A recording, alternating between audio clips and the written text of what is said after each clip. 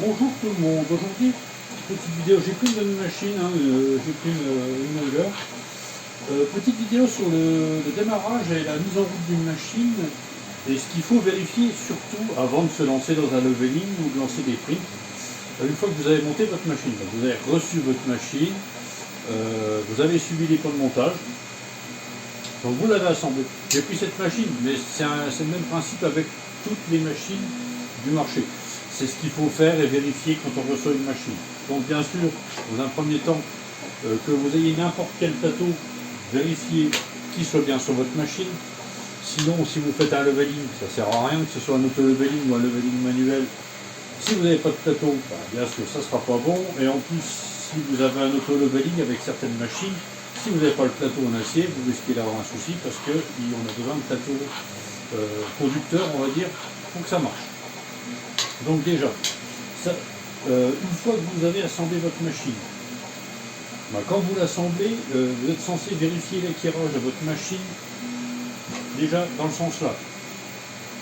Vous vérifiez que votre portique est bien éclairé par rapport au bâti de votre machine.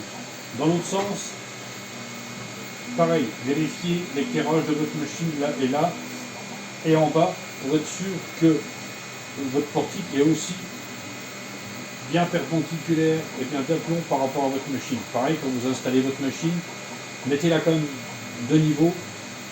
C'est pas comme une résine, c'est sûr, mais plus sera le niveau, mieux ce sera. Donc une fois que vous avez vérifié ça, autre point, les courroies. Vérifiez que vos courroies sont tendues. Quand je dis tendues, il ne faut pas non plus que ce soit une corde de guitare. Il faut, quand vous les tournez d'un quart de tour, vous les relâchez. Voilà. Là, c'est un peu tendu, voilà. Ne pas hésiter. Il ne faut pas non plus qu'elle soit très lâche. Il faut qu'il y ait une certaine tension, mais pas trop. Il ne faut pas que ce soit une sorte de guitare, il ne faut pas non plus que ça pende. C'est pas une guirlande. Si c'est trop ou pas assez tendu, ça va générer des défauts sur vos impressions et ça se verra. Vous verrez, vous allez dire tiens c'est bizarre, j'ai des rayures ou des choses un petit peu bizarres. Ça peut venir des tensions de courroie qui ont été oubliées d'être vérifiées. Donc ça c'est pareil, c'est des choses à vérifier. Autre chose, vérifiez que vous n'ayez pas de gêne au niveau des câbles, que rien ne gêne vos câbles au niveau des avancées du plateau, et surtout quand ils reculent. Il n'y a pas de contrainte dans les câbles, ce genre de choses, pour pas qu'ils coincent quelque part à l'appareil. Vous voyez, le câble il est fixé au niveau du châssis là, c'est cette partie-là où il y a l'extrudeur qui est dessus. L'extrudeur qui est là, là on a le moteur, du Z. Un petit exemple pour l'empêcher de faire tout et n'importe quoi, il va déranger personne. Voilà. Bien sûr, vérifiez que tout est bien câblé sur votre machine. Maintenant, les machines viennent en grande partie montées, pré-montées. Vérifiez que tous les câbles sont à la bonne place. Normalement, tous les câbles sont repérés X, Y, Z au niveau des moteurs, ce genre de choses. Vous avez des petits bacs plastiques jaunes. Vous voyez, petit bac plastique marqué X, donc le moteur X, le câble X. Voilà, pareil pour les fins de course. Là, petit bac plastique marqué X. C'est pas les mêmes prises, donc vous ne pouvez pas inverser les deux X, il faut qu'ils se passent. Donc voilà, c'est des petites choses à vérifier. Pareil pour les moteurs arrière, mais normalement, contacteur de fin de filament, pareil, il est dessus, il s'appelle E. Par exemple, sur cette machine, c'est E. C'est pas un X, c'est pas un Y, c'est pas un Z. Une petite chose à vérifier aussi, bien sûr, c'est câble. Autre point important.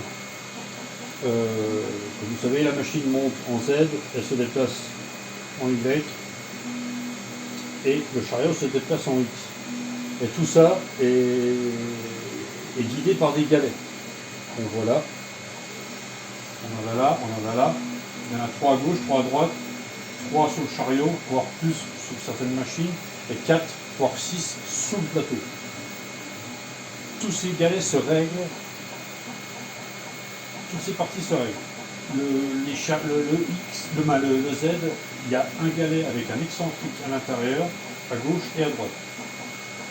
Vous avez certainement eu une clé qui a été livrée avec votre machine, une simple clé prête qui vous permet de tourner cet axe, cet excentrique, de manière, vu qu'il est excentrique, il est ovale si vous préférez, ça va se rapprocher ou s'écarter de votre rail. Donc l'avantage grâce à ça, ça va être que vous pouvez régler la distance entre votre galet gauche et droite de manière à ce que votre axe Z, quand il monte, le but c'est qu'il n'ait pas de contrainte, mais qu'il coulisse et qu'il n'y ait pas de jeu.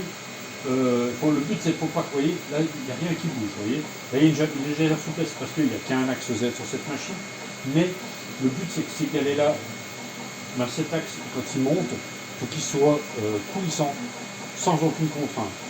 Pareil sur le plateau. Le plateau c'est exactement pareil. En dessous, vous verrez, voilà, vous voyez, là on le voit, il y a des galets à gauche et à droite, et là on a des excentriques à gauche. Pareil, le but c'est que votre plateau coulisse d'avant en arrière, sans bouger de gauche à droite. Il ne faut pas qu'il bouge dans ce sens-là, il ne faut pas qu'il bouge quand vous le prenez et que vous le montez de gauche à droite. Il y aura une légère souplesse à cause des ressorts, mais le but c'est que justement il n'y ait pas un cran. Si vous sentez un cran, c'est que vos galets sont mal serrés. Le but c'est pareil, de les serrer de manière à ce que ça coulisse sans aucun jeu de gauche à droite ou de haut en bas. Pareil au niveau du chariot. Au niveau du plateau, il y a deux excentriques. Les deux sont du même côté, ils sont à gauche ou à droite, ça dépend des machines. Pareil au niveau de la tête d'impression. Vous avez deux galets en haut, un galet en bas, voire deux galets sur certaines machines actuellement. L'excentrique est en bas, toujours. J'ai jamais vu de machine avec des excentriques en haut, mais ça pourrait arriver, on ne sait jamais. Donc pareil, le but c'est que votre tête, elle n'est pas censée bouger de gauche à droite, elle n'est pas censée avoir de décalage, et d'avant en arrière. Pareil, elle n'est pas censée avoir comme une articulation. Le but c'est que votre chariot coulisse de gauche à droite, sans raideur. Pareil, il faut que ça coulisse sans aucun jeu. C'est primordial. Autrement, c'est pas la peine de faire votre leveling, parce que de toute façon, si ça bouge, votre leveling sera automatiquement faux, il ne sera jamais juste, il va tout le temps bouger, il n'y aura rien de correct. Parce qu'au moment où vous prenez votre leveling, si votre blouse est bien sur le plateau, et que d'un coup ça se met à bouger, votre leveling sera à nouveau tout bon. Donc, bien vérifier tous les excentriques. Donc, je répète, intérieur pour l'axe Z, en bas, au niveau du bloc de chauffe, de la tête, et sur le rail Y, ils sont soit à gauche, soit à droite, et il y en a deux, voire trois, sur certaines machines où maintenant on met, elles ont 6 galets. Voilà. Donc ça c'est des choses à vérifier. Pareil, quand vous recevez votre machine, elle a été prémontée. Mais est-ce que tout a été bien serré? Moi, systématiquement, toutes mes machines, je vérifie tous les serrages, en même temps que je vérifie l'éclairage. Pareil, là en dessous, on a des vis qui tiennent le portique, à gauche, à droite. Vérifier, c'est pas grand chose, il n'y a pas de risque si votre écran tombe.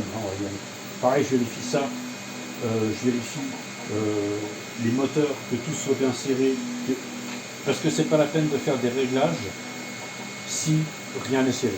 Pareil, le détecteur de fin de course, de filament, il doit être libre, il ne doit pas y avoir de contraintes, il doit pouvoir bouger. Voilà. Le but c'est que quand il va à gauche ou à droite, le but c'est que le câble puisse bouger. Voilà. C'est pareil, vérifier ce genre de choses. Le support de bobine, c'est pas tout que le support de bobine soit pas serré et que ça tombe. Attention les petits écrous marteaux qui sont dedans, qu'ils soient bien montés. Le but c'est qu'ils soient perpendiculaires au profil, il ne faut pas qu'ils soient dans le sens du profil, autrement ils ne tiennent pas. Voilà. Vérifiez que les câbles, je répète, que les câbles ne passent pas nulle part et qu'il n'y ait pas de contrainte. Pareil, votre machine, elle va faire beaucoup de mouvements dans le temps. Donc vérifiez, il y a beaucoup de points à vérifier au niveau cassage, au niveau lubrification. Tous les galets doivent être lubrifiés, normalement ils sont lubrifiés à la réception. Vérifiez, essayez de les tourner à la main, voir si vous voyez que ça tourne ou ça ne tourne pas.